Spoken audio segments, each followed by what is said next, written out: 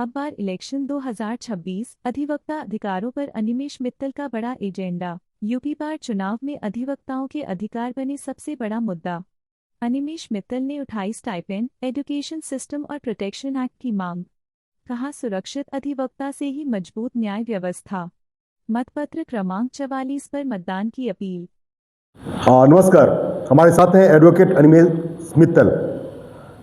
मित्तल साहब, bar council का ये चुनाव होने वाला उत्तर प्रदेश का, उसमें आप भी पार्टिसिपेट कर रहे हैं, जरा बताएंगे उसके बारे में।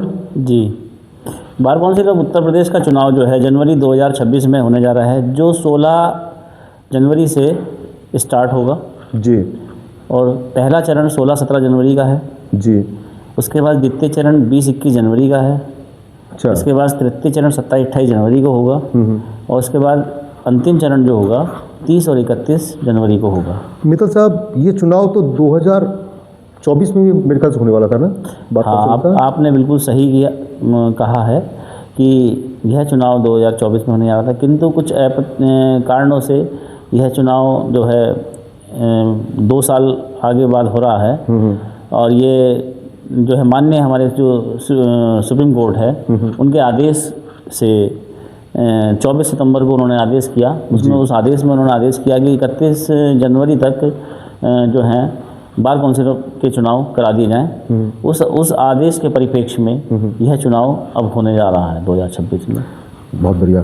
मित्तल साहब, नॉर्मली आप जो है सेवा फॉर्म में लगे रहते हैं, ठीक है, आपका रवैया भी कुछ ऐसा रहता है, लेकिन इलेक्शन में ही आपको पार्टिसिपेट करने का ऐसा क्या ये था? देखिएगा, इलेक्शन में पार्टिसिपेट्स करना एक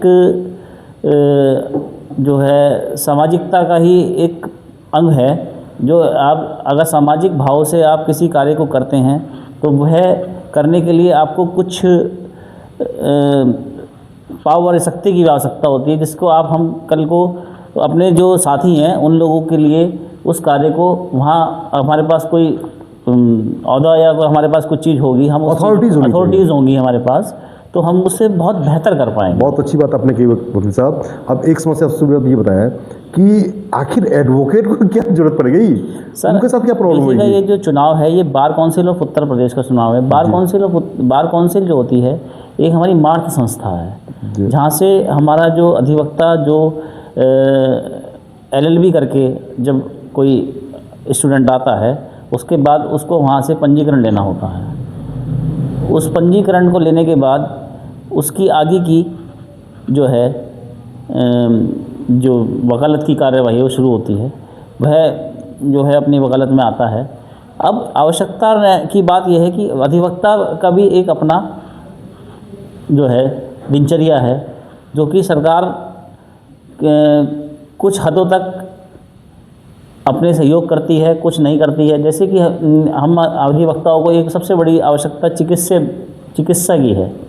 चिकित्सा में हमारा कम से कम ये मानना है कि कम से कम किसी अधिवक्ता का एक चिकित्सा का एक ऐसा कुछ बीमा टाइप का कुछ तरह की हो कि उसको आवश्यकता पड़ने पर वह ये सब बातें तो आपकी हो जा रही है। वो जो एडवोकेट प्रोटेक्शन एक्ट की जो बात चल रही है जी, गाय बगाए ये सब हमेशा उठती रही है। हमारे चैनल के द्वारा भी कई बार हमने उठाया इस इसको, अब प्रखर रूप से मैंने खास कर उठाया है। गाजियाबाद में भी हमने उठाया था, ग्रेटर नोएडा में उठाया था और लखनऊ में भी उठाया है। इवन आपका हमने सुप्रीम कोर्ट में भी एक चर्चा की थी कई वकीलों के साथ। लेकिन इसमें तो सारा मेडिकल वाला है ही, अनियमितता वो कई और भी हैं। जैसे आपका जो जज की नियुक्ति होती है जी, एडवोकेट का जो कोटा होता है उससे भी गड़बड़ होती है। इस तरह से कई सारी तमाम गड़बड़ियाँ, उस पर कौन ध्यान देगा? बहुत सही बात आपने कही है, मैं इस बात का आपका समर्थन करता हूँ और यह मैं कि अच्छे से समझ पा रहा हूँ कि जैसे कि हमारे जो संविधान में जो एक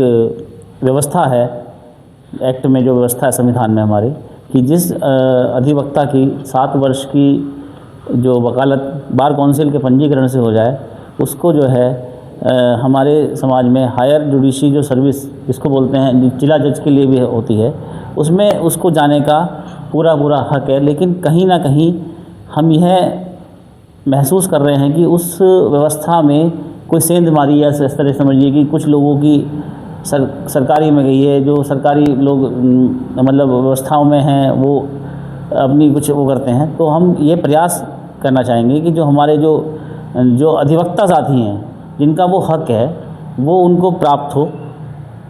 आपने बहुत सही कहा, और इसमें हम व्यवस्था बनाने की पूरा प्रयास करेंगे, क्योंकि जिस आप समझिए कि हर अधिवक्ता जज नहीं बन सकता, यह भी आप अच्छा अधिवक्ता बन सकता है, लेकिन किसी जिस अधिवक्ता के अंदर में वह काबिलियत है, उसके परिवार का भी सपना होता है। हर किसी, देखिएगा, हर आदमी का एक अपना अपना कैलिबर होता है, अगर वह उसके अंदर है तो वह उसको प्राप्त होना चाहिए। उसको किन्हीं कारणों से वो उनसे अगर वंचित रहता है तो वो कहीं ना कहीं हमारी जो संस्था है या जो भी हम लोग कर सकते हैं वो हमारी कमी है, इसका मतलब। अच्छा, गुड। मित्तल साहब, एक समस्या, एक चीज़ बताइए, आज के आ रहे हैं एडवोकेट बन के, उनके साथ समस्याएं बहुत सारी उनको देखने को मिलती है। आप एडवोकेट मतलब इस एग्जामिनेशन में आकर के आप उनको क्या, आपसे उनको फ़ायदा मिलेगा? देखिएगा, मैं आपको बहुत अच्छे से बताऊं कि सबसे ज़्यादा हम जो नए एडवोकेट्स जो इसमें आ रहे हैं, उनको एक हमारे माननीय न्यायालय जो है उन्होंने भी कहा है कि स्टाइफंड की व्यवस्था होनी चाहिए, और वह धनराशि नियुक्त की जा सकती है। 5,000 की व्यवस्था पहले की भी गई है। कुछ अधिवक्ताओं को जो पूर्व में थे उनको प्राप्त भी कराई गई हमारी बार काउंसिल में, जो पहली कार्यकारिणी है।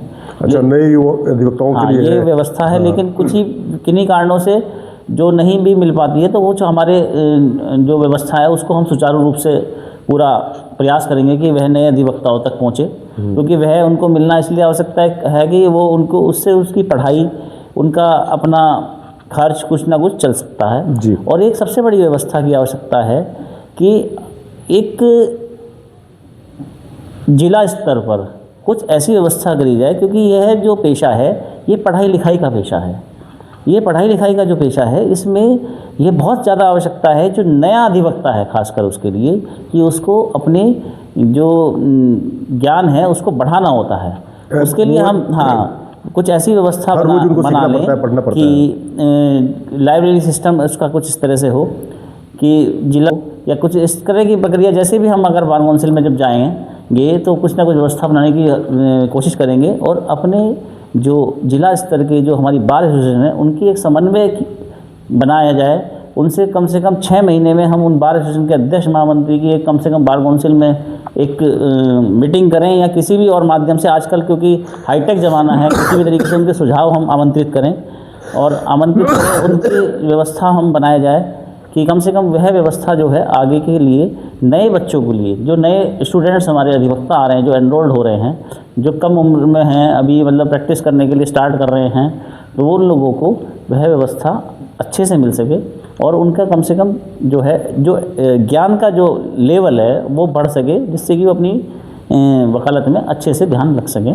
यह सत्ता हमारी रहेगी कि हम उनके लिए कुछ ऐसा कर पाएँ नए अधिवक्ताओं के लिए कि वह उनको कुछ मतलब स्टाइफंड भी मिल पाए और उनका ज्ञान अर्जन भी हो। वकील साहब, एक आपने ये बता दिया कि आपकी क्या रिक्वायरमेंट, आपकी नज़र में वकीलों की क्या समस्याएं हैं, लेकिन सबसे प्राथमिकता ये देना आवश्यक है, लोग आपको ही वोट क्यों करेंगे? जी, बहुत सही बात। कम से कम तो कई सारे लोग हैं।